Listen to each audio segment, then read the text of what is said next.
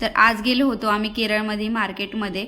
तर थोडंसं काही सामान घ्यायचं होतं, ज्या घरात उपयुक्त वस्तू असतात त्याच घ्यायच्या होत्या. तर श्रीषा अशी नटून बसली होती आणि जायला आम्हाला संध्याकाळच झाली होती. म्हटलं दिवसा पण ऊन असतं, तर त्यामुळे मग रात्रीच निघलो.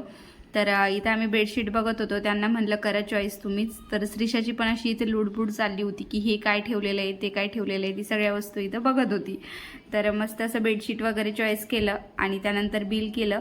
तर बाहेर आल्याच्या नंतर ना केरळमध्ये ना ख्रिसमस खूप मोठ्या म्हणजे खूप छान असं सेलिब्रेट केला जातो आणि खूप मोठा असतो.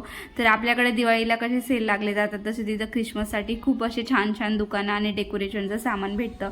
त्यानंतर मग श्रीषाला ज्यूस वगैरे पाजवला आणि श्रीषाने पण तो खूप एन्जॉय केला. त्यानंतर घरी जायला उशीरच झाला, तर म्हणलं आज बाहेरच जेवण करू. तर श्रीषा इथं ऑर्डर देत होती, तर तिला म्हणलं आज तूच ऑर्डर दे. तर तिने मस्त असा डोसा आणि पनीर चपातीची ऑर्डर दिली. तर तसं काही नाही, ऑर्डर आम्ही दोघांनीच दिली.